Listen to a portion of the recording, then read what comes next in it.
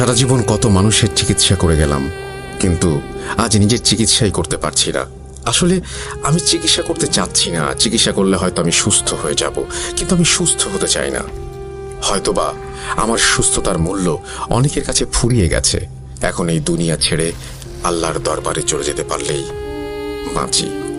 ইমাম সাহেবের এই কথা শুনে স্ত্রী প্রচণ্ড রকমের কাঁদতে শুরু করলেন এবং তিনি তাকে অনুরোধ করতে থাকলেন তিনি যেন নিজের অবস্থার উন্নতি করার চেষ্টা করেন। কিন্তু ইমাম সাহেব বারবার এই কথা বলে যাচ্ছিলেন। তার স্ত্রী অনেক ডাক্তারের সাথে পরামর্শ করেন নিজের স্বামীর অবস্থার উন্নতির জন্য, কিন্তু কোনো ডাক্তারই তাকে আসলে কি সমস্যা সেটা বের করতে পারছিলেন না। আস্তে আস্তে ইমাম সাহেব পুরোপুরি প্যারালাইজড হয়ে যান। শুধুমাত্র খুব কষ্ট করে তিনি কিছু কথা বলতে পারতেন। অবশেষে একদিন দুনিয়ার মায়া ত্যাগ করে কিছুদিন পরে ইমাম সাহেব দুনিয়া ছেড়ে চলে যান আর রেখে যান তার বিধবা স্ত্রী এবং এতিম 2 সন্তানকে। সেদিন তার স্ত্রী, ছেলে আর মেয়ে প্রচণ্ড কেঁদেছিল। মারা যাবার আগে তিনি তার 2 সন্তানকে তার কাছে ডেকেছিলেন এবং 2 জনকে পৃথক পৃথকভাবে রুমে ডেকে কিছু কথা বলেছিলেন। তাদের মা তাদের এই ব্যাপারে জিজ্ঞাসা করলে তারা বলতো ইমাম সাহেব তাদের মাকে এই মুহূর্তে কিছু জানাতে মানা করে গেছেন। মৃত্যুর আগে যেহেতু ইমাম সাহেব এই কথা বলে গিয়েছিলেন, তাই তাদের মা কখনোই তাদের কাছ থেকে আর এই ব্যাপারগুলি জানতে চেষ্টা করেননি। ইমাম সাহেব যখন মারা যান তখন তার ছেলের বয়স ছিল 23 বছর এবং তার মেয়ের বয়স ছিল 17 বছর। 1 বছর পর যখন তার মেয়ের বয়স 18 বছর হয়, তখন ইমাম সাহেবের স্ত্রী এক সম্ভ্রান্ত পরিবারে সম্বন্ধ দেখে মেয়েকে বিয়ে দেন। তার মেয়ের শ্বশুর বাড়ির লোকজন ছিল অত্যন্ত ভালো এবং তার মেয়েকে নিজেদের মেয়ের মতো করে আপন করে নিয়েছিলেন। এভাবেই তাদের দিনকাল খুব সুন্দরভাবে চলছিল। ইমাম সাহেবের স্ত্রী ও তার ছেলে একসাথে নিজ বাসভবনে থাকতেন এবং ইমাম সাহেবের মেয়ে তার শ্বশুর বাড়িতে সুখে শান্তিতে ঘর করছিলেন। দেখতে দেখতে কেটে যায় আরও 2 বছর। ইমাম সাহেবের ছেলের বয়স যখন 26-এ পৌঁছায়, তখন ইমাম সাহেবের ছেলেকে তার মা বিয়ে করিয়ে দেন। ইমাম সাহেবের স্ত্রী তার ছেলের বউকে খুব পছন্দ করতেন, কেননা তার ছেলের বউ ছিল অত্যন্ত পরহেজগার এবং খুব লক্ষ্মী স্বভাবের একটি মেয়ে। যেমন কাজে কর্মে দক্ষ, তেমনি ছিল তার চেহারা। কিন্তু ইমাম সাহেবের ছেলে তার স্ত্রীকে খুব একটা পছন্দ করত না। প্রায় সময়ই সে তার স্ত্রীকে এড়িয়ে চলার চেষ্টা করত এবং মাঝে মাঝেই আলাদা ঘরে শুতে যেত। তাকে কিছু জিজ্ঞেস করলে সে বলতো সে একটু একা থাকতে চায়। সবকিছু স্বাভাবিকভাবে চলছে, এমন সময় হুট করে একদিন ইমাম সাহেবের মেয়ে বাপের বাড়িতে আসে। কাঁদতে কাঁদতে সে তার মাকে জানায় তার স্বামীর 2টি কিডনি নষ্ট হয়ে গিয়েছে, চিকিৎসা করতে অনেক টাকার প্রয়োজন। এই মুহূর্তে তাদের কাছে এতগুলো টাকা নেই, তাই সে মায়ের কাছে সাহায্য নেওয়ার জন্য এসেছে। তার মা তাকে আশ্বস্ত করেন এবং বলেন টাকা পয়সা নিয়ে সমস্যা না, আল্লাহর উপর ভরসা রাখো, দেখবে তিনি ঠিক করে দিয়েছেন। ইমাম সাহেব মারা যাওয়ার পর তার যাবতীয় সম্পত্তি তার ছেলের অধীনে চলে যায়। তাই ইমাম সাহেবের স্ত্রী সেদিন তার ছেলেকে ডেকে সবকিছু জানান এবং তার ছেলে মায়ের কথা শোনা মাত্রই নিজের বোনের হাতে যত টাকা প্রয়োজন ছিল তার থেকে অনেক বেশি টাকা নিজের বোনকে দিয়ে দেয় আর বলে যদি আরও টাকা লাগে তাহলে তাকে জানাতে। ইমাম সাহেবের মেয়ে তার ভাইয়ের এরকম ব্যবহারে খুবই খুশি হয় এবং সে টাকাগুলো নিয়ে শ্বশুর বাড়িতে ফিরে যায়। চিকিৎসা শুরু হয় ইমাম সাহেবের মেয়ের জামাইয়ের। চিকিৎসা ভালোভাবে এগোচ্ছিল, এমনকি তিনি অনেকটাই সুস্থ হয়ে গিয়েছিলেন। চিকিৎসা বাবদ আরও কিছু টাকার প্রয়োজন ছিল, তাই ইমাম সাহেবের মেয়ে পুনরায় বাবার বাড়িতে গিয়ে তার ভাইয়ের কাছে ব্যাপারটা শেয়ার করে। তার ভাই তার কথা মতো আবারও টাকা দিয়ে দেয়। ইমাম সাহেবের মেয়ে সেদিন সেখান থেকে চলে যায় হসপিটালে, কিন্তু হসপিটালে গিয়ে শুনতে পায় তার হাজব্যান্ড মারা গিয়েছে। এই অপ্রত্যাশিত সংবাদটি শুনে ইমাম সাহেবের মেয়ে কান্নায় ভেঙে পড়ে। তার শ্বশুরবাড়ির লোকজন আসে ছেলের লাশ নিয়ে এবং ধর্মীয় রীতিনীতি অনুসরণ করে জানাজা করে ছেলেকে সেদিন পারিবারিক কবরস্থানে দাফন করা হয়। কিছুদিন পর ইমাম সাহেবের মেয়ে স্বপ্নে দেখেন তার হাজবেন্ড তাকে স্বপ্নে এসে বলছে আমি তো সুস্থ হয়ে গিয়েছিলাম, আমি আবার তোমাদের মাঝে ফিরে আসতাম, কিন্তু ও আমাকে তোমাদের কাছে ফিরে আসতে দিল না, ও তোমাকেও ছাড়বে না। আমার সাথে যা হয়েছে হয়েছে, তুমি সাবধান থেকো, তোমাকে আমাদের সন্তানদের জন্য বেঁচে থাকতে হবে। ইমাম সাহেবের মেয়ে প্রায় প্রতিদিনই এই স্বপ্ন দেখতে থাকেন এবং একদিন গিয়ে মায়ের কাছে স্বপ্নের ব্যাপারে সবকিছু খুলে বলেন। তার মা তাকে হসপিটালে নিয়ে যায় এবং পরীক্ষা নিরীক্ষা করে দেখা যায় সে 1.5 মাসের অন্তঃসত্ত্বা। ইমাম সাহেবের স্ত্রী তার মেয়েকে কিছু আমল শিখিয়ে দেন এবং সেগুলো নিয়মিত করতে বলেন। আস্তে আস্তে ইমাম সাহেবের মেয়ে সেই স্বপ্নটা আর দেখে না। এভাবে কয়েক মাস কেটে যায়। ইমাম সাহেবের মেয়ের 1 ফুট ফুটফুটে শিশুকন্যার জন্ম হয়। সবাই খুব খুশি ছিল, কিন্তু সাথে ছিল মনের ভেতরে এক চাপা কষ্ট। মেয়ের বাবা মেয়েকে দেখতে পেল না, সেই কষ্ট। একদিন ইমাম সাহেবের শ্বশুরবাড়ির লোকজন তাদের এক আত্মীয়র বাড়িতে বিয়ের দাওয়াতে গিয়েছিলেন। ইমাম সাহেবের মেয়ের শরীর খারাপ থাকায় সেদিন সে সেখানে যায়নি।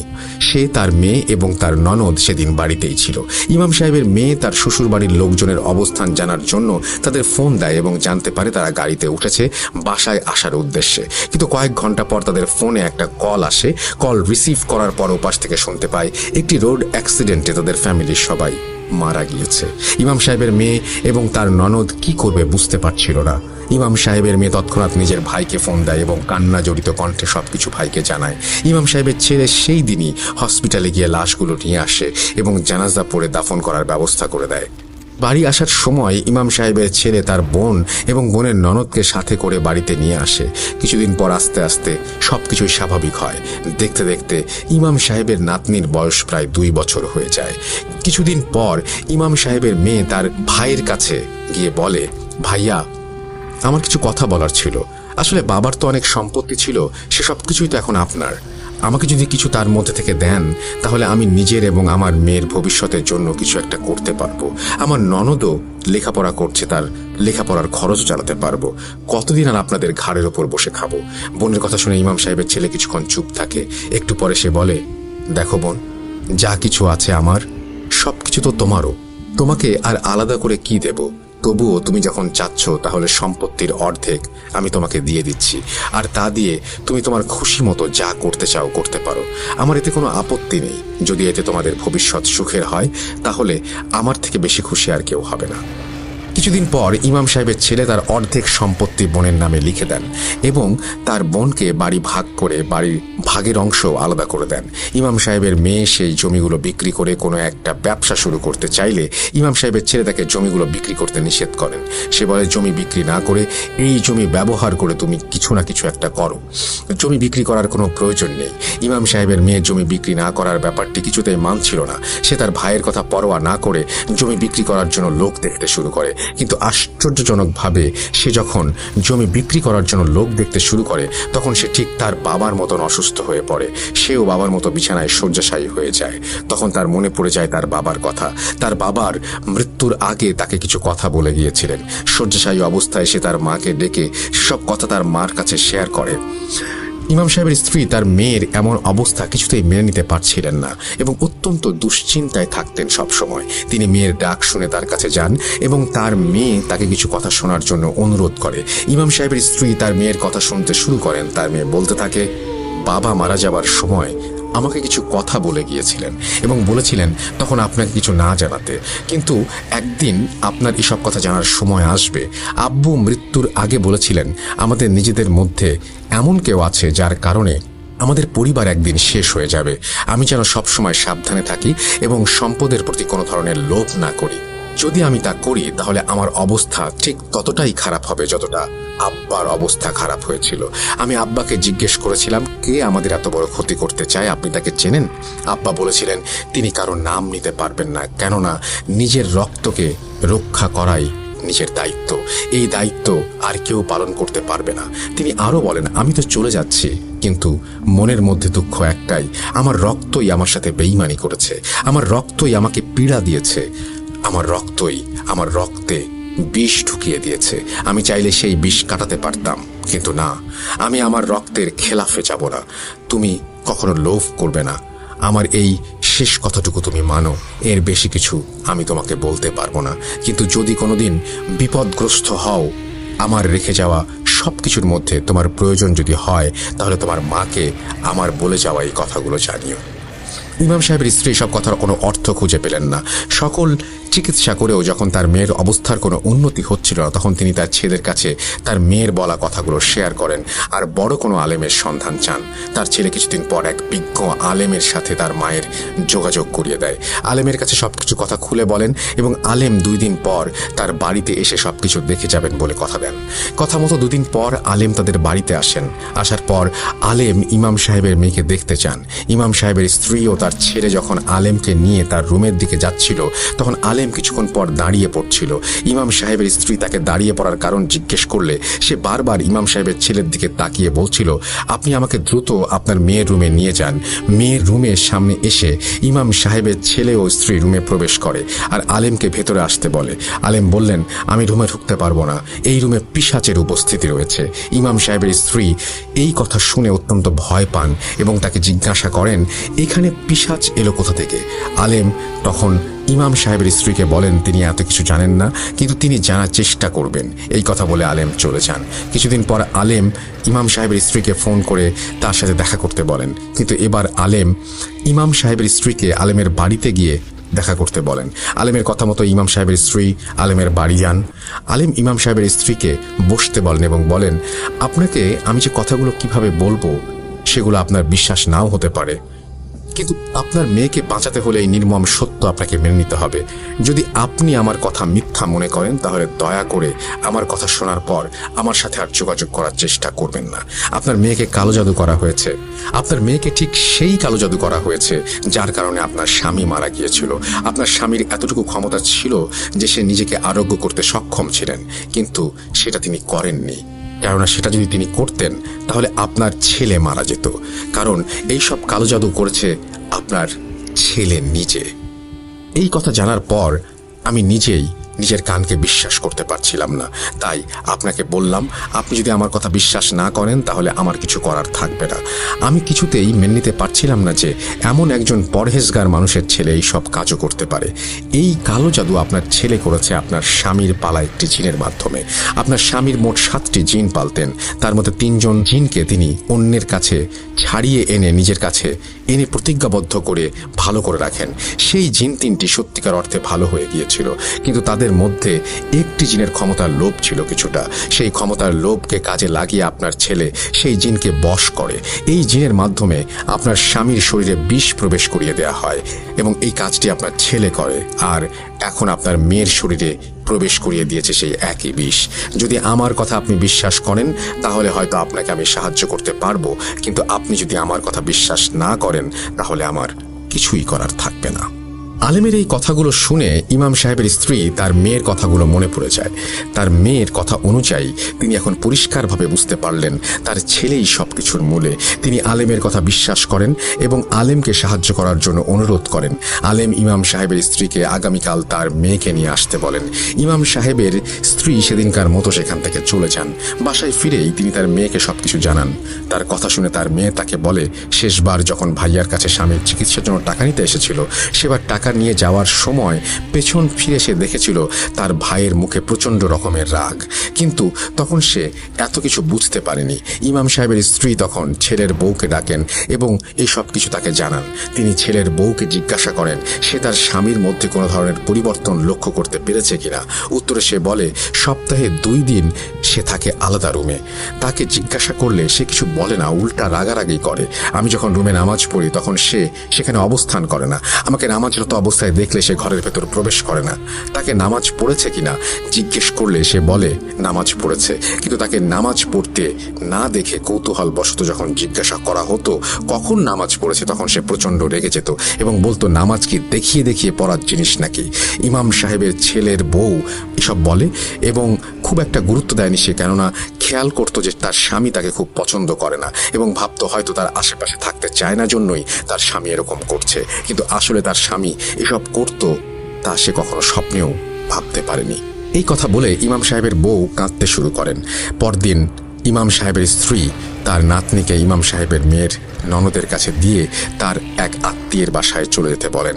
এরপর তিনি ছেলের বউকে সাথে নিয়ে তার মেয়েকে ধরাধরি করে উঠিয়ে সেই আলেমের বাড়িতে নিয়ে যাওয়ার প্রস্তুতি নেন।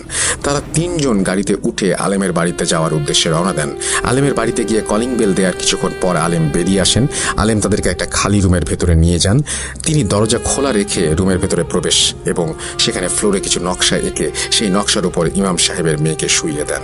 এরপর তিনি দোয়া দুরুদ পাঠ করতে থাকেন, কিন্তু হঠাৎ তার দোয়া উৎপাত বন্ধ হয়ে যায়। তাকে ডাকলেও সে কোনো প্রকার সাড়া দিচ্ছিল না। তখনই হঠাৎ করে তাদের পেছনে দরজা বন্ধ হওয়ার একটা আওয়াজ পাওয়া যায়। ইমাম সাহেবের স্ত্রী পেছনের ফিরে তাকিয়ে দেখেন তার ছেলে দাঁড়িয়ে আছে। তার মুখে অদ্ভুত এক হাসি, তার কপালে রক্ত দিয়ে একটা রেখা টানা। ইমাম সাহেবের স্ত্রী নিজের ছেলেকে দেখে চমকে যান এবং আলেমকে জিজ্ঞাসা করতে থাকেন তার ছেলে এখানে কিভাবে এলো। কিন্তু আলেম আগের মতোই কোনো উত্তর না দিয়ে চুপচাপ বসে থাকেন। হঠাৎ পেছন থেকে তার ছেলে কথা বলতে শুরু করে, আলেম? কে আলেম? কোথাকার আলেম? এই লোক এখন আর কোনো আলেম টালেম নন, ও এখন আমার সেই জিন যাকে দিয়ে আমি আমার বাবাকে মেরেছি আর আমার বোনকে মারবো। আর যেহেতু আপনি সবকিছু জেনে গেছেন তাই আপনাকেও মরতে হবে। আপনাদেরকে মেরে সমস্ত সম্পত্তির মালিক হব আমি একা। ইমাম সাহেবের ছেলে এই কথাগুলো বলার সময় মনে হচ্ছিল তার মধ্যে কোনো হিংস্র পশু ভর করেছে, এতটাই হিংস্রভাবে সে কথা বলছিল। এই কথাগুলো শুনে ইমাম সাহেবের স্ত্রী কাঁদতে শুরু করেন এবং তাকে বারবার অনুরোধ করেন সব না করার জন্য। ইমাম সাহেবের ছেলে কিছুতেই তার মায়ের কথা তো রাজি হয় না এবং বলতে থাকে ছোটবেলা থেকেই সে তার বাবার কাছে যা কিছু চেয়েছে কখনোই পায়নি। এত সব সম্পত্তি থাকার পরেও সব সময় বাবার কাছে বহুবার করে ভিক্ষা চাইতে হতো কোনো কিছুর জন্য। তার মাদ্রাসায় পড়ার ইচ্ছা ছিল না, কিন্তু তবুও তাকে জোর করে সেখানে পাঠানো হয়েছিল। তা তার আত্মসম্মানে লেগেছিল। দুই হাত খুলে বাবা যখন ইচ্ছা টাকা খরচ করত রাস্তার মানুষের জন্য, আর নিজের ছেলের বেলায় ছিল না কিছুই। ভিক্ষা চাইতে অনেক সময় সে ভিক্ষা পেত, অনেক সময় পেত না। তাই সে তার বাবাকে পরলোকে পাঠিয়ে দিয়েছে যেন সব সম্পত্তির মালিক এখন সে একা হয়। ভিক্ষা করতে করতে সে হাঁপিয়ে উঠেছিল, তাই আর ভিক্ষা করতে চায় না। এই জন্য সিদ্ধান্ত নিয়েছিল যখন তাকে আর ভিক্ষা চাইতে হতো না তখন তার বোন আসা শুরু করে তার কাছে ভিক্ষা চাইতে। কিন্তু ভিক্ষা চাওয়ার এক পর্যায়ে সবকিছু অর্ধেক সে দাবি করে বসে। তখন তার মাথা চরম খারাপ হয়ে যায়। তাই সে এখন তার বোনকেও মেরে ফেলবে। শুধু তার বোনকে নয়, তার বোনের সেই ছোট্ট শিশুটিকেও মেরে ফেলবে। কিন্তু আজ আপাতত তার মা, তার বোন আর তার স্ত্রী তিনজনের মৃত্যু নিশ্চিত। এই কথা শুনে আলেমের উপর ভর করা জিনটি কথা বলতে শুরু করেন। ইমাম সাহেবের স্ত্রী আলেমের দিকে তাকিয়ে দেখেন তার চোখ দিয়ে পানি বের হচ্ছে। কাঁদতে কাঁদতে আলেমের ভেতরে থাকা জিনটি বলতে শুরু করেন, হুজুর, আপনার হুকুম তালিম করতে গিয়ে আমি আমার হুজুরকে মেরে ফেলেছি। দয়া করে আমাকে দিয়ে আর কোনো খারাপ কাজ করাবেন না। আমি মানছি আমার ক্ষমতার লোভ ছিল, কিন্তু সেই লোভের বশবর্তী হয়েই আমি আমার মালিকের সাথে বেইমানি করেছি, যার শাস্তি আমি পাবো। আর আমি এসব করতে পারবো না। আমাকে ক্ষমা করে দেন। আপনি আমাকে যে শাস্তি দিবেন আমি তা মেনে নেব, কিন্তু এই মেয়েকে আমি মারতে পারবো না। আপনার এই ছোট বোনটি ছোট থেকেই আমি খুব পছন্দ করি। তারপরও আপনার কথা মতো আমি তার শরীরে বিষ ঢুকিয়ে দিয়েছি, কিন্তু তাকে মারার শক্তি আমার মধ্যে নেই। আর এরপরেও যদি আপনি আমাকে মারার জন্য জোর করেন তাহলে আপনার মৃত্যু হবে আমার হাতে। আপনাকে আমি অনুরোধ করছি, দয়া করে আপনি আমাকে এই কাজ করতে বলবেন না। আমি জানি এই কাজ না করলে আপনি আমাকে মেরে ফেলবেন। আপনার পোষা শয়তানের পূজারী জিনগুলো আমাকে বাঁচতে দেবে না। তবুও আমি আপনাকে বলছি, আপনি আমাকে এই কাজ করতে বলবেন না। আপনি আর একবার যদি আমাকে এই কাজ করতে বলেন তাহলে আপনার মৃত্যু আমার হাতে হবে, এটা নিশ্চিত। আপনার বাবা আমার মালিক মৃত্যুর আগে আপনাকে কি বলেছিল মনে নেই? তিনি বলেছিলেন যার দ্বারা আপনি তাকে দুনিয়া ছেড়ে চলে যেতে বাধ্য করলেন সে এক সময় তার ভুল বুঝবে, আর আপনার ভুলের শাস্তিও হয়তো সেই আপনাকে দেবে। আজ আমি আমার ভুল বুঝতে পেরেছি। যখন আমি আমার মালিকের মেয়েকে এত কষ্ট পেতে দেখেছি, আমার মালিককে আমি এত কষ্ট দিয়েছি, আল্লাহ আমায় মাফ করবেন না। আমি আপনাকে শাস্তি দেওয়ার কেউ না, কিন্তু আজ আমি আপনাকে এই মেয়ের কোনো ক্ষতি করতে দেব না, মরে গেলেও না। আমি একবার বেইমানি করেছি, আর করতে পারবো না। এতে আমার জান চলে গেলেও আমি পরপারে পাপের যে শাস্তি পেয়েছি সেই পাপের শাস্তি হিসেবে সেটাকে ধরে নেব। জিনের এই কথা শুনে ইমাম সাহেবের ছেলে প্রচণ্ড রেগে যায় এবং সাথে সাথে চোখ বন্ধ করে কিছু মন্ত্র পড়া শুরু করে এবং আলিম রূপী জিনটি যন্ত্রণায় চিৎকার করতে শুরু করে। যন্ত্রণায় চিৎকার করতে করতে জিনটি ইমাম সাহেবের স্ত্রীর কাছে অনুরোধ করতে থাকে তার ছেলেকে থামাতে। ইমাম সাহেবের স্ত্রী তৎক্ষণাৎ উঠে গিয়ে তার ছেলেকে ধাক্কা দিয়ে মাটিতে ফেলে দেয়। মাটিতে পড়ে ইমাম সাহেবের ছেলের মন্ত্র পড়া বন্ধ হয়ে যায়। আলিম রূপী জিনটি তখন হাসতে হাসতে ইমাম সাহেবের ছেলের সামনে এসে দাঁড়ায়। আস্তে আস্তে তার চেহারার পরিবর্তন হতে থাকে। রুমের মধ্যে দমকা হাওয়া বয়ে যেতে শুরু করে। রুমে জ্বলতে থাকা লাইটটি নিভে যায়। অন্ধকারাচ্ছন্ন হয়ে যায় গোটা রুম। কিছুই দেখা যাচ্ছিল না। একটু পরই সকলে দেখতে পান দুটি লাল চোখ অন্ধকারের মধ্যে জলজল করছে। তারপর ইমাম সাহেবের ছেলের আর্তনাদের আওয়াজ শুনতে পাওয়া যায়। শুনে মনে হচ্ছিল কোনো হিংস্র পশু তার শিকারকে দুমড়ে মুচড়ে ফেলছে। হাড় ভাঙার কটকট আওয়াজ পাওয়া যাচ্ছিল। কিছুক্ষণ পর ইমাম সাহেবের স্ত্রী সেই জিনের কণ্ঠ শুনতে পান। জিনটি তাকে বলে, এই রুমের কোনো কোনায় একটি শিশির ভেতরে ভেতরে আতর রাখা হয়েছে। এই শিশির আতরের গন্ধ শুকিয়ে দিলে তার মেয়ে ভালো হয়ে যাবে। এরপর সবকিছু শান্ত হয়ে যায়। ঘরের আলো জ্বলে উঠলে সবাই দেখতে পায় ইমাম সাহেবের ছেলে মাটিতে পড়ে আছে। তার গলাটি তার মাথা থেকে আলাদা করা, তার চোখে মুখে আঁচড়ের দাগ, রক্ত ঝরছে মুখ থেকে, তার পা ভেঙে উল্টে গেছে, তার একটা চোখের ভেতরে কাঁটা ঢুকে গেছে, আর কপালে যেখানে রক্ত লাগানো ছিল সেই জায়গাটা দেখে মনে হচ্ছে যেন পুড়ে গেছে। এসব দেখে ইমাম সাহেবের স্ত্রী হাউমাউ করে কাঁদতে থাকেন। যত কিছুই হোক, তার নিজের ছেলের লাশ তিনি কখনোই এভাবে দেখতে চাননি। আর ছেলের নিথর দেহের পাশে পড়ে আছে কুচকুচে কালো একটি বিড়ালের মৃতদেহ, আর সেই আলেমের অজ্ঞান দেহ। বিড়ালটির চোখ থেকে পানি পড়ছে, তার জিভ সম্পূর্ণ বেরিয়ে আছে, তার পায়ে লেগে আছে রক্ত।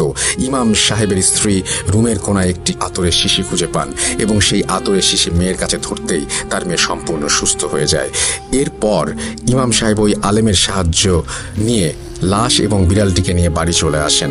এত সব জানাজানি হলে তাদের অনেক ক্ষতি হতে পারে, এই ভেবে ইমাম সাহেবের স্ত্রী আলেমকে জানাজা পড়িয়ে লাশ দাফনের ব্যবস্থা করার জন্য অনুনয় বিনিময় করতে থাকেন। আলেম তার কথা মতো তার ছেলের লাশের জানাজা পড়ান আর দাফন করার ব্যবস্থা করেন এবং মৃত বিড়ালটির লাশ ইমাম সাহেবের কবরের পাশে দাফন করে দেন। এরপর খুব দ্রুত তারা সব জমিজমা বিক্রি করে সেখান থেকে চলে যান। পরবর্তীতে তাদের কারো আর কোনো খোঁজ পাওয়া যায়নি। ঘটনাটি আলেম ব্যক্তিটি আমার খালার স্বামী মানে আমার খালু হন। খালু খালাকে সব বলেছিলেন আর কাউকে বলতে মানা করেছিলেন। খালু মারা গেছেন 2 বছর আগে, তাই আমার বন্ধুর বাবা আমাদের সাথে ঘটনাটি শেয়ার করেছেন। রাসেল ভাই, এই ছিল আমার ঘটনা। আশা করি আপনাদের সকলের ভালো লেগেছে। দয়া করে কেউ ঘটনাটি শোনার পর ঘটনাটি সত্যি মিথ্যা এই ব্যাপারে যাচাই করবেন না, কেননা ঘটনা যখন আমাদের নিজেদের সাথে ঘটে তখন আমরা বুঝতে পারি আসলে এর ভয়াবহতা কতটুকু। আজ হয়তো আপনাদের কাছে মনে হতে পারে ঘটনাগুলি মিথ্যা, কিন্তু যেদিন আপনাদের সাথে ঘটনাগুলো ঘটবে সেদিন আপনারাও বুঝতে পারবেন ঘটনাগুলো মিথ্যা ছিল না। আল্লাহ না করুক এমন কোনো ঘটনা আপনাদের সাথেই হয়। পরিশেষে একটি কথা বলতে চাই, সেটি হচ্ছে বিশ্বাস করা আর না করা আপনার ব্যাপার। আর ব্ল্যাক ম্যাজিক নিয়ে প্রতিবারের মতো এবারও বলতে চাচ্ছি, দয়া করে কারো জীবন নিয়ে ছেলে খেলা করবেন না, কারো জীবন নষ্ট করবেন না এবং নিকৃষ্ট এই কাজের মাধ্যমে নিজের ক্ষতি ডেকে আনবেন না। রাসেল ভাই, আপনাকে অনেক ধন্যবাদ ঘটনাটি শেয়ার করার জন্য। আসসালামু আলাইকুম। সিফাত আলম এই ঘটনাটি পাঠিয়েছেন। যেভাবে লেখা আছে আমি সেভাবেই পড়ছি। অন্ধকারের পরে আলো আর রাতের পরে দিন আসবে, এটাই নিয়ম, এটাই তো চিরন্তন। কিন্তু অন্ধকারের পরে যদি আরো ঘন কালো অন্ধকার নেমে আসে, তাহলে সেই অন্ধকারময় সময়টা ঠিক কেমন দেখতে হয় চলুন এমন একটা রাতের সাক্ষী হই। আসসালামু আলাইকুম রাসেল ভাই এবং প্রিয় লিসেনার, সবাইকে জানাই ঈদ মুবারক। ঈদের অনেক অনেক শুভেচ্ছা রইল সবার জন্য। আমি তানভীর তুষার, আমার বাসা গাইবান্ধা জেলায়। বর্তমানে আমি ভূত.com-এর একজন মডারেটর হিসেবে নিয়োজিত রয়েছি। আজ যার ঘটনা শেয়ার করব তার নাম মমিন, কিন্তু জায়গার নাম প্রকাশ করতে নিষেধ করেছেন তিনি। ওনার বয়স এখন 60 ঘটনাটা গাইবান্ধা জেলার কোনো এক শ্মশানের। ঘটনাটা যখন ঘটে তখন তিনি 20 বছরের যুবক। অদম্য উচ্ছ্বাস নিয়ে তিনি সহ আরো 2 বন্ধু পুরো এলাকা চষে বেড়ান। ঘটনা ঘটে এমনই এক জুলাই মাসে। চারিদিকে ফাঁকা ফসলি জমি, ছোট্ট একটা নদী বুক চিরে বয়ে চলেছে। সেই নদীর ছোট একটা নালার পাশেই বিশাল এক বটগাছ, যার নিচে দিনেও অন্ধকারাচ্ছন্ন। নালার ওপরে ছোট একটা ব্রিজ, তার পাশেই সেই বটগাছ, আর গাছের পাশেই শ্মশান। গাছের নিচে হিন্দু ধর্মের কিছু মূর্তি রাখা, সেগুলো বাঁশের বেড়া দেওয়া।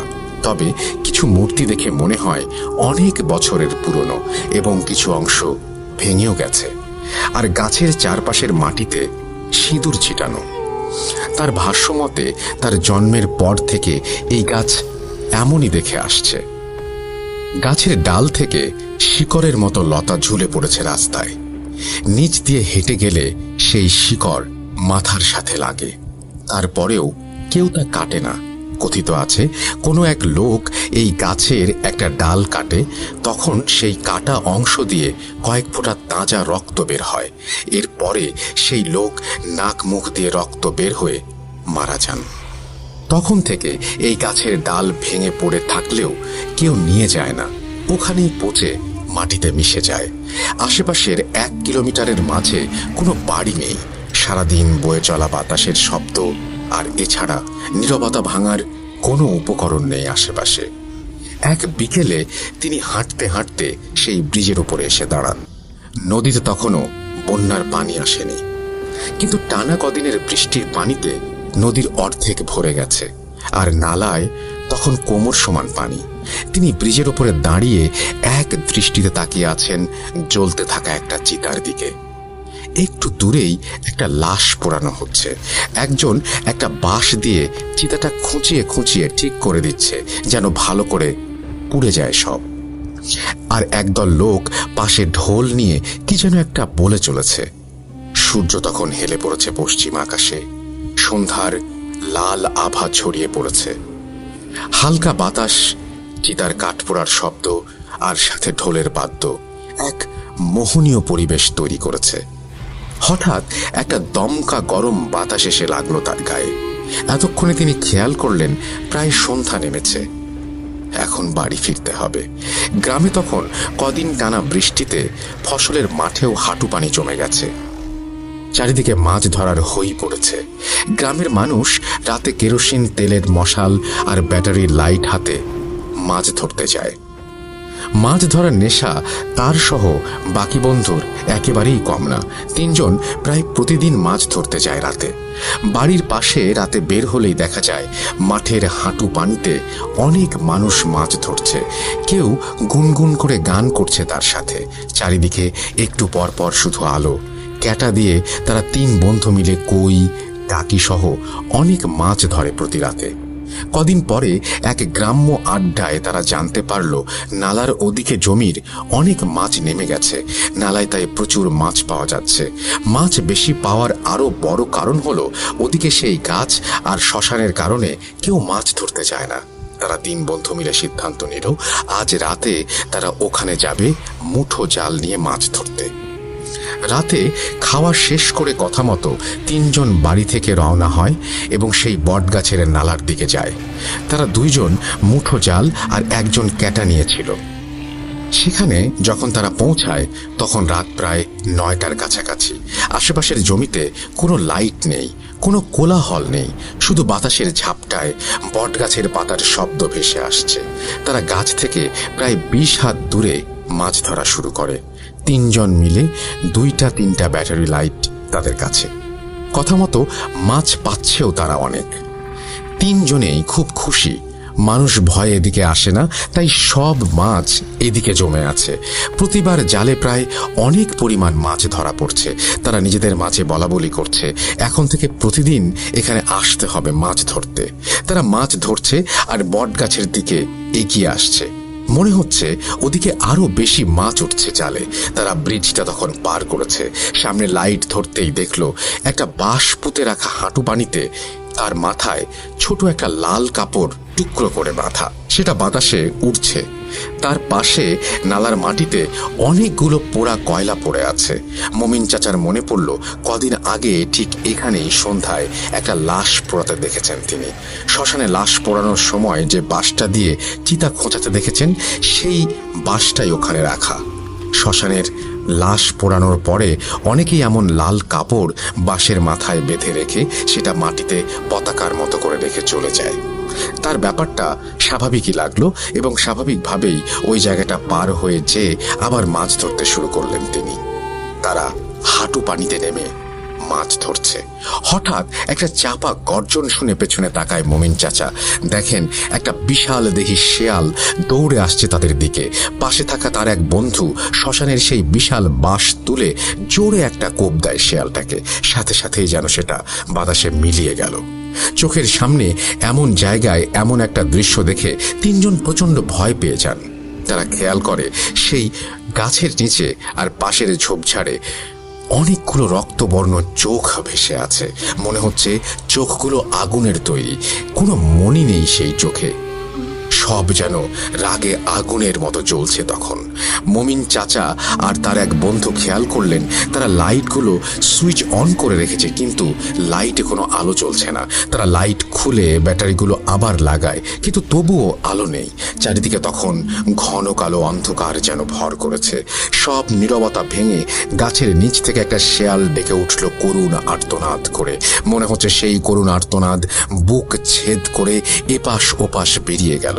সাথে সাথেই পাশে থাকা শেয়ালগুলো রাগান্বিত সুরে ডেকে উঠল। তাদের তিনজনের মনে হলো শেয়ালগুলো এবার তাদের হয়তো ছিঁড়ে খাবে। এতই রাগান্বিত সেই সুর। তারা তখনও হাঁটু পানিতে দাঁড়িয়ে কি করবে কিছুই বুঝতে পারছে না। ঠিক তখনই শেয়ালের ডাক রূপ নিল চাপা একটা গর্জনে। জ্বলন্ত চোখগুলো এগিয়ে আসছে তাদের দিকে। তিনজন জাল লাইট খোলই ফেলে নিজেদের হাত শক্ত করে ধরে নিল। তাদের সামনে এখন একটাই পথ, নালার এক বুক পরিমাণ পানি পার হয়ে দৌড় দেয়া। এক বন্ধু তাদের বলল, এভাবে থাকলে এখানে মারা পড়ব, যে করেই হোক নালা পার হয়ে দৌড়ে লোকালয়ে যেতে হবে। তারা বুক সমান পানির মাঝ দিয়ে নালা পার হয়ে জমির মাঝে দৌড়াতে শুরু করলো। ততক্ষণে সবাই তার হাত ছেড়ে দিয়েছে।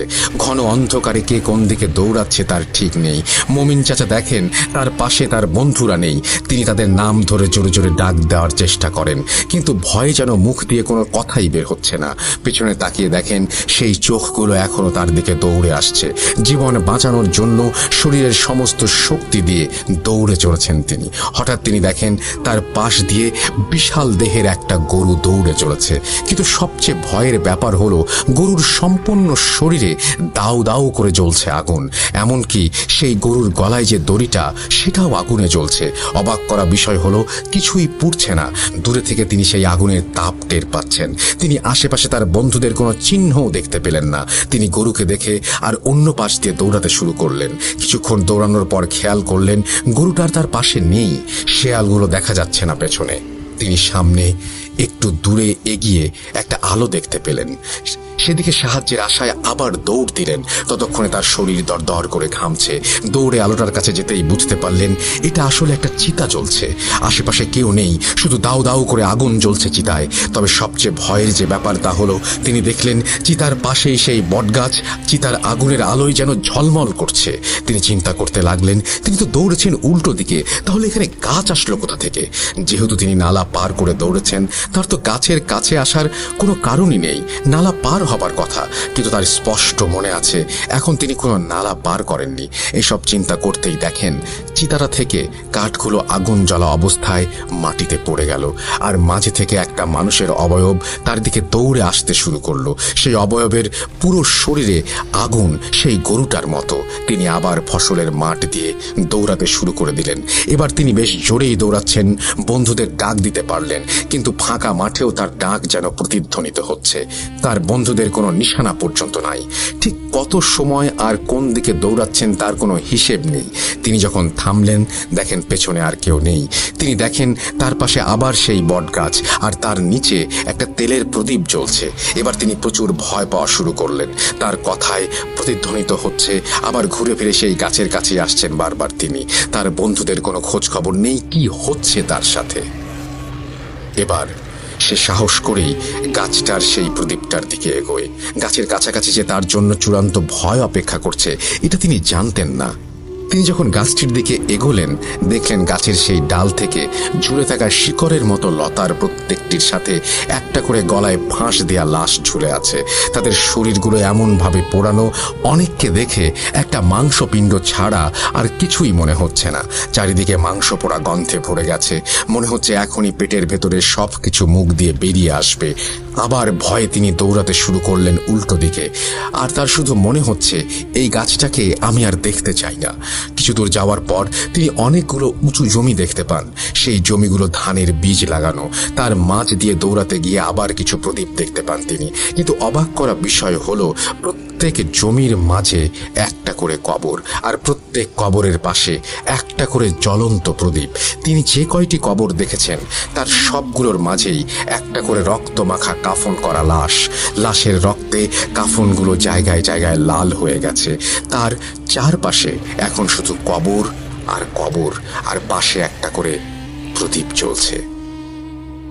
তিনি আবারও দৌড়াতে শুরু করেন আর তার বন্ধুদের ডাকতে শুরু করেন। তিনি কান্না করতে থাকেন আর বারবার বলতে থাকেন, আল্লাহ আমাকে মাফ করে দাও। তার মনে হচ্ছিল এই রাত আর শেষ হবে না। এক অন্ধকারাচ্ছন্নময় কোনো এক জগতের মধ্যে হারিয়ে গেছেন তিনি। দিনের আলো দেখার জন্য এক প্রকার পাগল হয়ে গেছেন তিনি। দৌড়াতে দৌড়াতে পানি তীরের সাথে ধাক্কা খাওয়ার শব্দ শুনতে পান তিনি।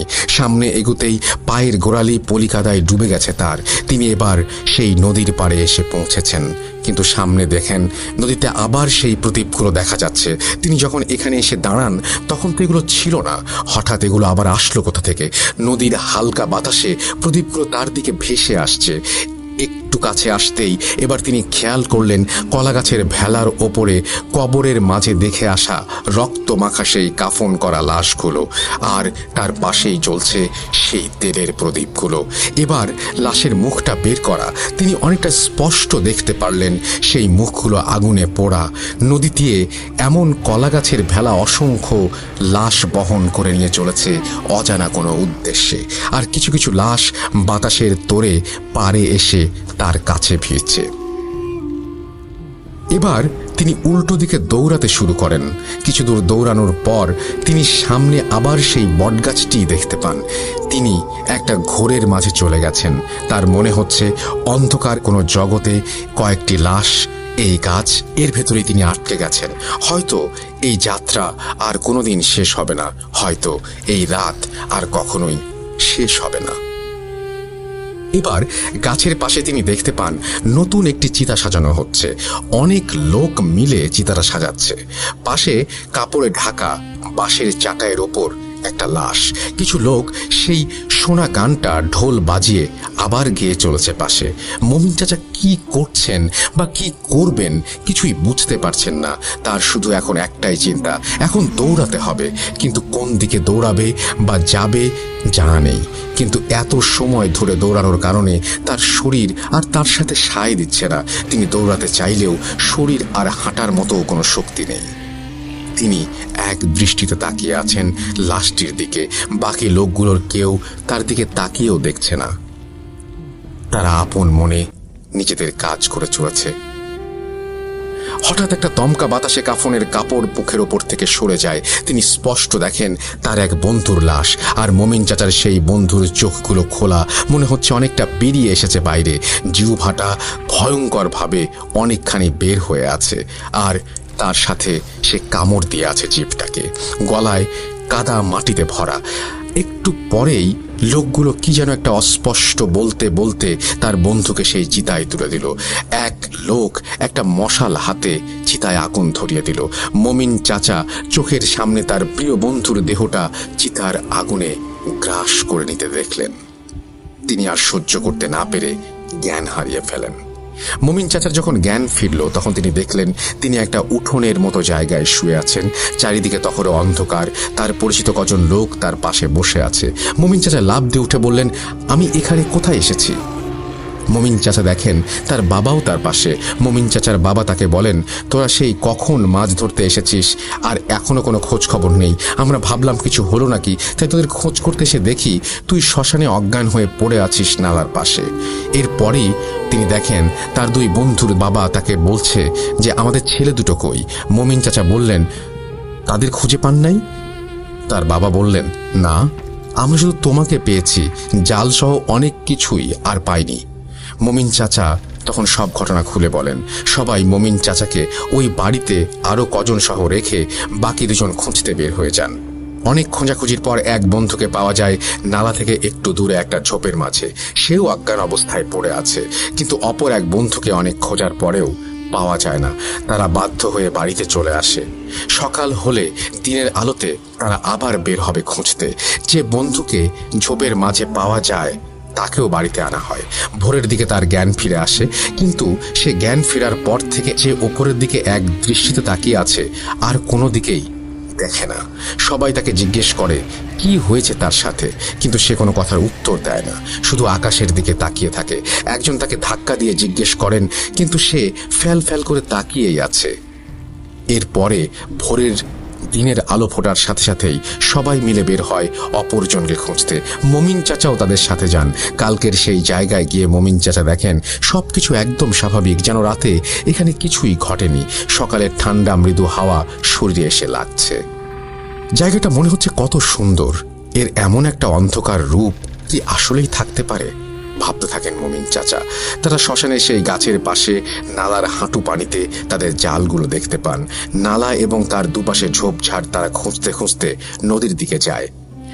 হঠাৎ একজন প্রচণ্ড জোরে চিৎকার দিয়ে ওঠেন। মমিন চাচা সহ সবাই সেদিকে দৌড় দেন। এরপরে তারা যা দেখেন, এই দৃশ্য কোনো বন্ধুর বা তার বাবার পক্ষে বোধহয় না দেখাই ভালো। তারা দেখেন মমিন চাচার সেই বন্ধুর গলা থেকে পুরোটা মাথা নদীর পলি কাদার মধ্যে ঢুকিয়ে দেয়া, ঘাড় থেকে পুরো দেহটা তার কাদার ওপরে পড়ে আছে।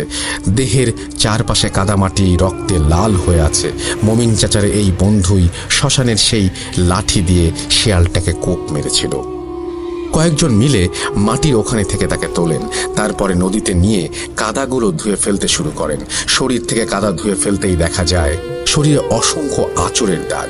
মনে হয় কোনো হিংস্র প্রাণী রাগে এত আঁচড় কেটেছে তার শরীরে। শরীরের কোথাও কোনো গভীর ক্ষতের দাগ নেই। মনে হচ্ছে কিছু একটা তার মাংস খুবলে নিয়েছে। এরপরে তার মুখটা ধুয়ে ফেলা হয়। মমিন চাচা সেদিকে তাকিয়ে চমকে ওঠেন। তিনি গত রাতে চিতার পাশে তার বন্ধুকে লাশ হয়ে ঠিক যেমন দেখেছিলেন, আজ হুবহু সেরকম ভাবে তাকে মনে হচ্ছে। তার চেহারাটাও সেরকম, চোখ জিহ্বা বের হয়ে আছে। তাদের তিনজনকেই বাড়িতে আনা হয়। মমিন চাচার এক বন্ধুকে কবর দেয়া হয়। আরেক বন্ধু উদাস হয়ে শুধু তাকিয়েই থাকে, কোনো কথা বলে না। সেদিনের পর থেকে সে আর কোনো কথা বলেনি।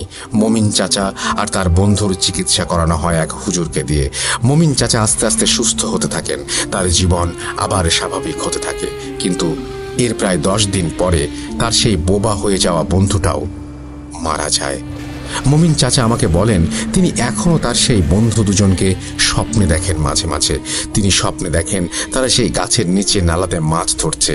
সেই হাসি খুশি তিনজন বন্ধু হঠাৎ ঘুম ভাঙলে দেখেন আর কেউ নেই। তিনি একা শুয়ে আছেন বিছানায়। মমিন চাচা কান্না ভেজা চোখে বলেন, যদি আমরা সেদিন রাতে ওখানে মাছ ধরতে না যেতাম তাহলে আজও ওরা বেঁচে থাকতো। আমার মতো বৃদ্ধ হতো ওরাও হয়তো। সেদিনের সেই রাতের জন্য তাদের হারিয়ে ফেলার ব্যথা হয়তো আমাকে এভাবেই তাড়িয়ে বেড়াতে হতো না। সেই অন্ধকারময় রহস্যে ঘেরা রাতে বাকি দুজনের সাথে কি ঘটেছিল তা আজও অজানা। তাদের এই করুণ পরিণতি ঠিক কি কারণে হয়েছিল তার ব্যাখ্যাও আজ নেই। কিন্তু সেই জায়গায় সেই গাছ এখনো দাঁড়িয়ে আছে তার অস্তিত্ব নিয়ে। কালের সাক্ষী সেই বট গাছ আমি দেখিনি, কিন্তু আমি যেন আমার কল্পনার চোখে সেই জায়গাটিতেই ঘুরে আসলাম। দেখলাম সেই বট গাছ, দেখলাম সেই নালা, দেখলাম সেই রাতের টুকরো টুকরো দৃশ্যগুলো। ভয়ে আতঙ্কে কেমন যেন অস্বস্তি নিয়ে আমি অনেকক্ষণ ভাবছিলাম যে আসলে কি ঘটেছিল সেই রাতে। ভয়ঙ্কর একটা ঘটনা শেয়ার করার জন্য অনেক অনেক ধন্যবাদ তুষার আপনাকে। যেভাবে লেখা আছে আমি সেভাবেই পড়ছি। আসসালামু আলাইকুম ভাইয়া, আপনি সবসময় ভালোর দলেই। আমি ইউশভূত.com-এর মডারেটর। বর্তমানে আমি খুলনাতে বসবাস করছি। এপিসোড 72-এ আমার মোস্তফা চাচার ঘটনা সিলেক্ট হয়েছিল, যা আমি ঘটনা বড় হওয়ায় প্রথম অংশ পাঠিয়েছিলাম। এর বাকি অংশটুকু এবার পাঠালাম, আশা করি সবার ভালো লাগবে। গত ঘটনার কিছুটা সারসংক্ষেপ বলা প্রয়োজন। মোস্তফা চাচা 5 বছর পর 2011 সালে তার পরিবার নিয়ে তাদের পুরনো বাড়িতে পুনরায় বসবাস শুরু করেন। নিশ্চয়ই সেই ঘটনাটি আগে থেকে মনে আছে আপনাদের। যদি মনে না থাকে একটু সেই এপিসোডটি যারা শুনেছেন তাদের কাছ থেকে জেনে নিতে পারেন, যেখানে শুরু হয় তাদের বিভীষিকাময় জীবন। তারপরে লিখছেন ইউশ। মোস্তফা চাচার ভাই নজরুল চাচার মৃত্যু, মোস্তফা চাচার মেয়ে রোমানা আপুর মৃত্যু। আমি বলেছিলাম তাদের বাসা গায়েব হয়ে যায়, যা আমি এখনো বিশ্বাস করে উঠতে পারি না। কিভাবে একটি বাসা সবার সামনে উধাও হয়ে যায় ভাবতেও পারি না। কিন্তু মোস্তফা চাচার পরিবার সেটি মোকাবেলা করেন। গত ঘটনায় আমি রোমানা আপু আর নজরুল চাচার মৃত্যুর ঘটনা বলেছিলাম, কিন্তু রোমানা আপুর মৃত্যুর ব্যাপারটা বলতে পারিনি পুরোপুরি, কারণ তখন আমাকে সম্পূর্ণভাবে ঘটনা জানানো হয়নি। রোমানা আপুর মৃত্যুতে এই ঘটনাটি শেষ হয়নি। এরপর থেকে মৃত্যুর মিছিল নেমে আসে, যেন সেটি ছিল ঘটনার ট্রেলার।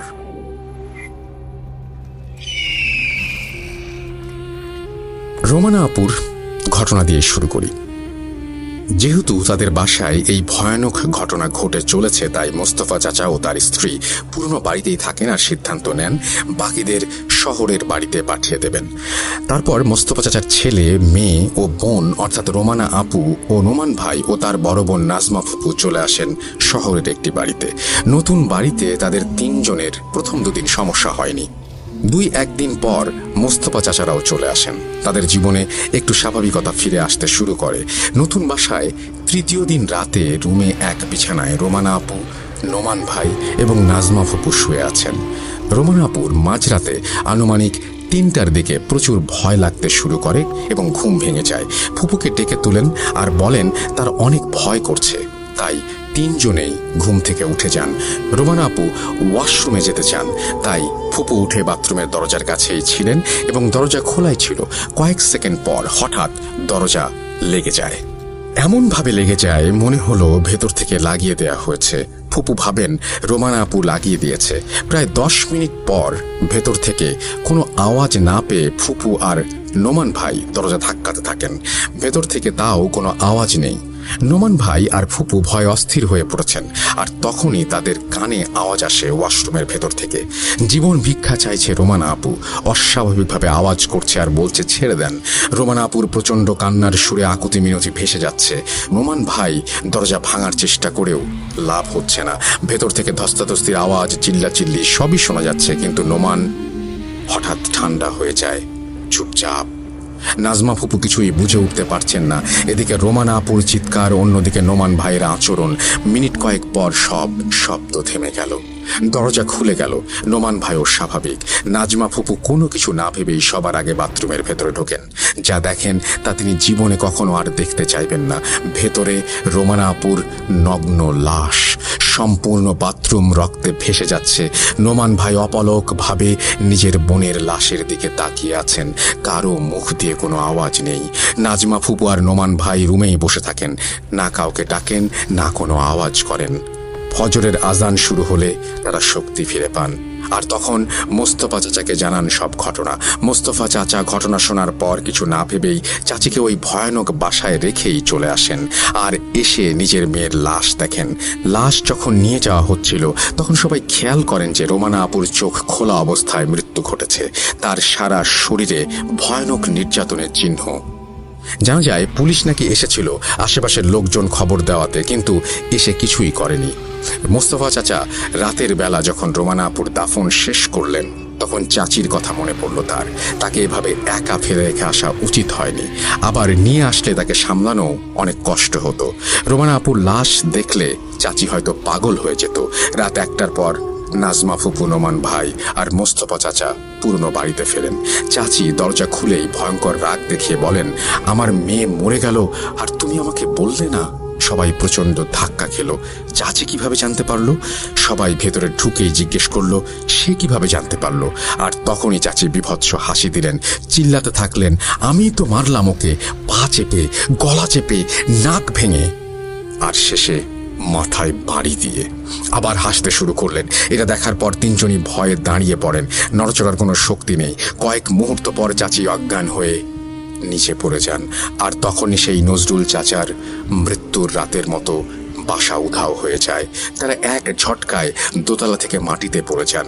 তারা পালানোর চেষ্টা করতে চাইলেও তিনজনই দেখল গতবারের মতো এবারও প্রাচীর আছে, কিন্তু বের হবার কোনো দরজা নেই।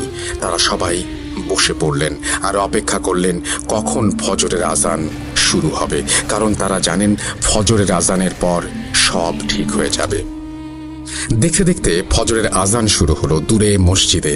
আর তখনই বাসা ঠিক আগের চেহারায় ফিরে গেল। তারা কোনো কিছু না ভেবেই ওপরে চলে গেলেন চাচিকে দেখতে।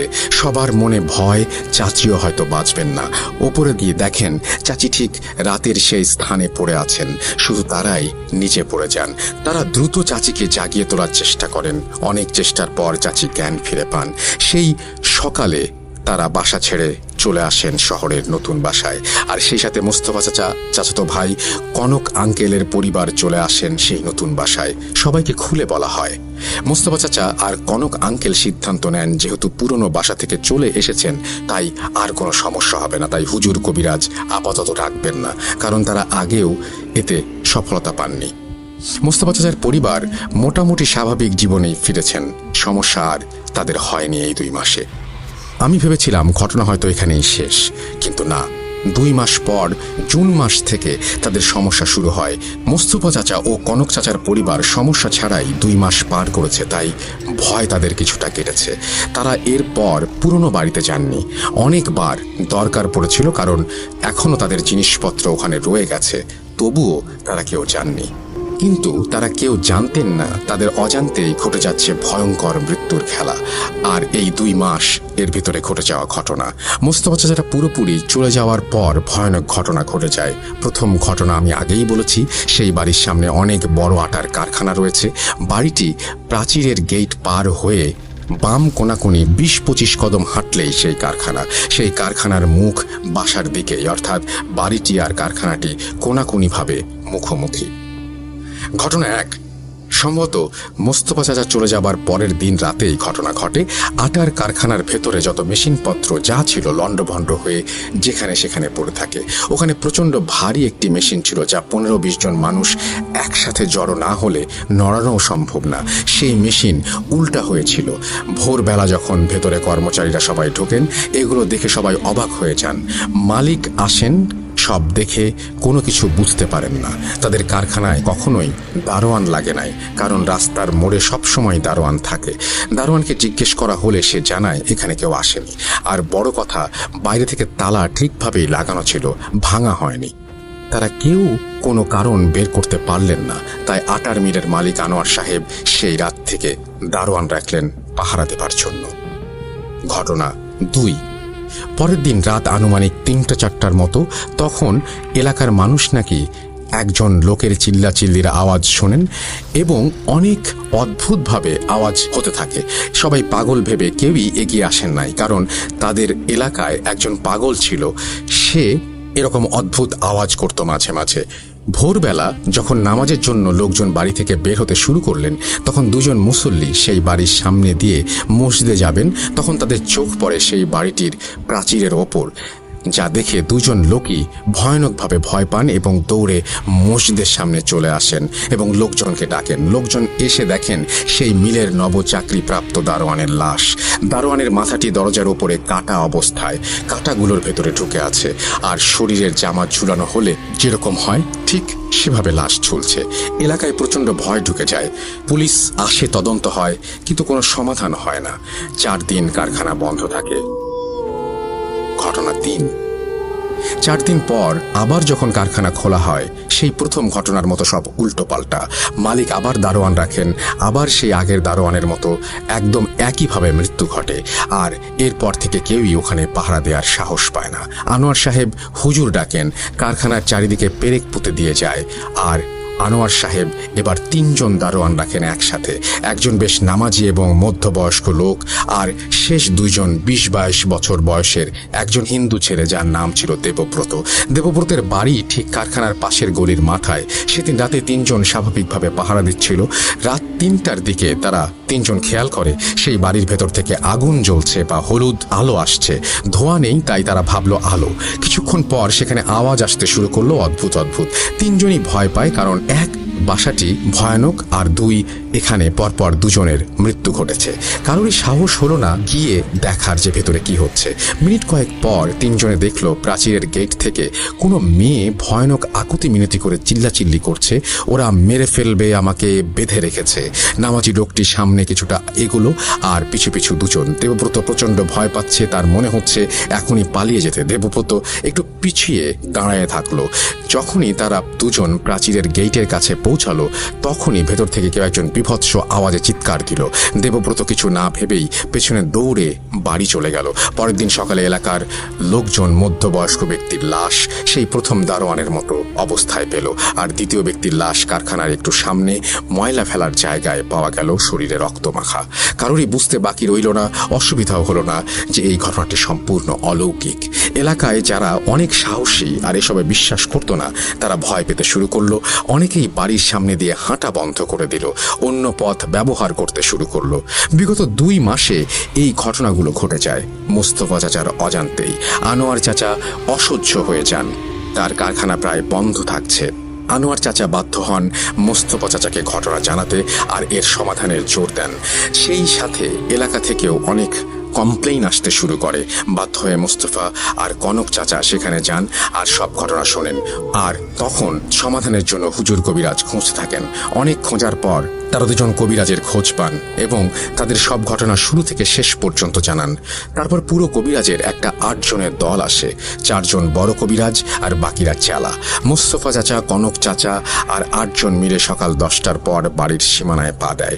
ঢোকার পর সবচেয়ে বয়স্ক কবিরাজ বলেন এখানে অনেক সমস্যা আছে। তারা সব জায়গায় হেঁটে দেখেন, তার পিছু পিছু মোস্তফা চাচা আর কনক চাচা হাঁটেন।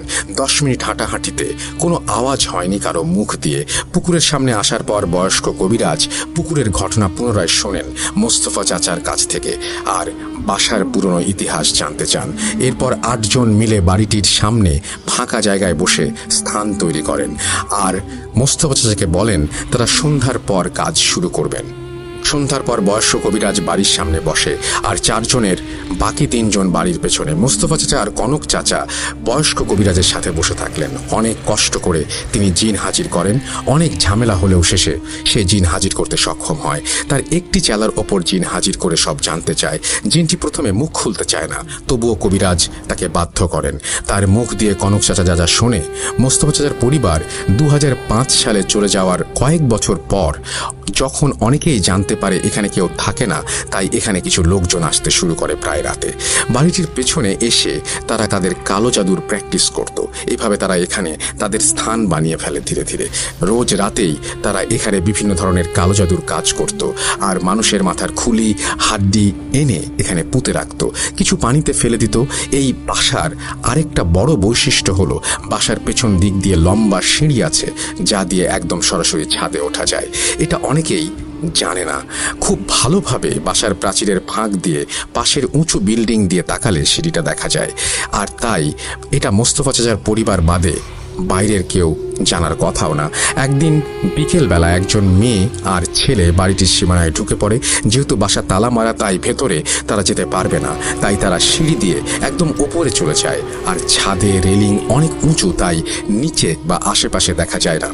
তারা দুজন কিছু সময়ের জন্য ব্যস্ত থাকেন আর সন্ধ্যা গড়িয়ে এলে তারা নিচে নামবেন আর তখনই নিচ থেকে কাউকে উপরে আসতে দেখা যায়। একজন লোক সিঁড়ি দিয়ে উপরে উঠছে। লোকটি উপরে এসে ছেলেটি আর মেয়েটিকে দেখে জানোয়ারের মতো ঝাঁপিয়ে পড়ে। ছেলেটি পালানোর সুযোগ পেলেও মেয়েটি পালাতে পারে না। পরে মেয়েটিকে পেয়ে ওখানে যত কালো জাদু করতে আসতো সবাই মেয়েটিকে ইচ্ছা মতো নির্যাতন করে, হাত পা চেপে, নাক ভেঙে, চোখ তুলে অবশেষে নগ্ন অবস্থায় লাশ হয়ে যায় মেয়েটি।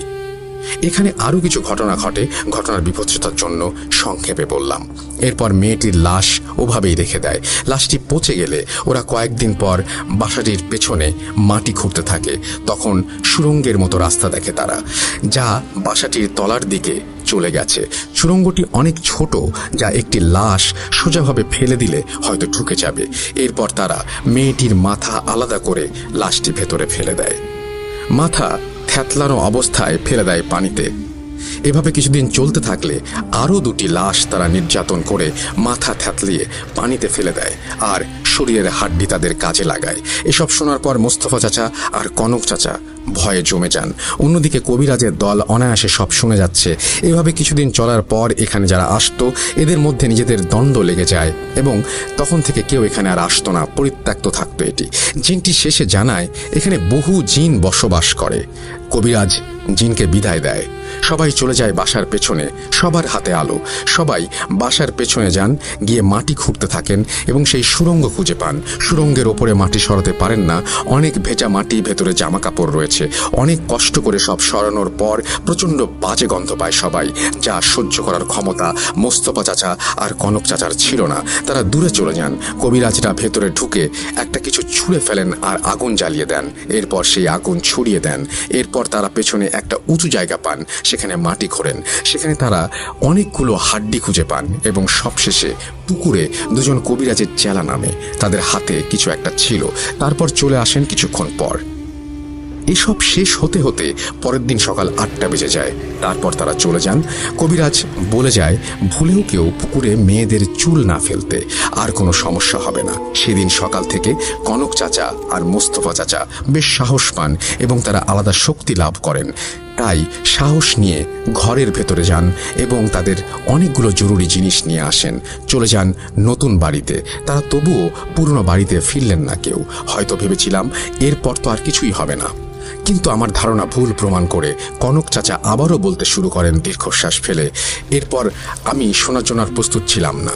ভেবেছিলাম এখানেই হয়তো ঘটনা শেষ, কিন্তু না, আবার সময় পেলে বাকি অংশ দ্রুত পাঠিয়ে দেব। এই ছিল আমার দ্বিতীয় ঘটনা। আশা করি ভালো লাগবে সবার। ঘটনা বড় হওয়ায় আমি সব একসাথে দিতে পারি নাই, কারণ লেখার সময় হয়ে ওঠে না। আর প্রথম ঘটনার শুরুতেই বলেছিলাম এটি 3টি অংশ হবে। ইনশাল্লাহ দ্রুত ঘটনাটি পাঠিয়ে দেব। আমার লেখায় ভুল ত্রুটি হলে ক্ষমা সুন্দর দৃষ্টিতে দেখবেন। গুছিয়ে লিখতে না পারার জন্য আন্তরিকভাবে দুঃখিত। আমি ইউস, খুলনা থেকে। সবাই আমার জন্য দোয়া করবেন। ভালো থাকবেন রাসেল ভাই। আল্লাহ হাফিজ। আসসালামু আলাইকুম। ওয়ালাইকুম সালাম। আশা করছি যে আপনাদের এই ঘটনাটি ভালো লেগেছে। যদি ভালো লাগে তাহলে আমারও খুব ভালো লাগবে এবং আশা করছি যে আপনারা কিছুটা হলেও এই ঘটনা পছন্দ করেছেন। আমি যেটা চাই সেটা হচ্ছে যে এখন সরাসরি আপনাদেরকে জানিয়ে চাই আমাদের ইমেল অ্যাড্রেস। আমাদের ইমেল অ্যাড্রেস হচ্ছে russell.booth.com@gmail.com। আপনাদের সবাইকে পবিত্র ঈদুল আজহার শুভেচ্ছা এবং সেই সাথে আরও একবার আপনাদেরকে ধন্যবাদ জানাই আমাদের সঙ্গে থাকার জন্য। আমরা চলে যাব আমাদের পরবর্তী ঘটনা।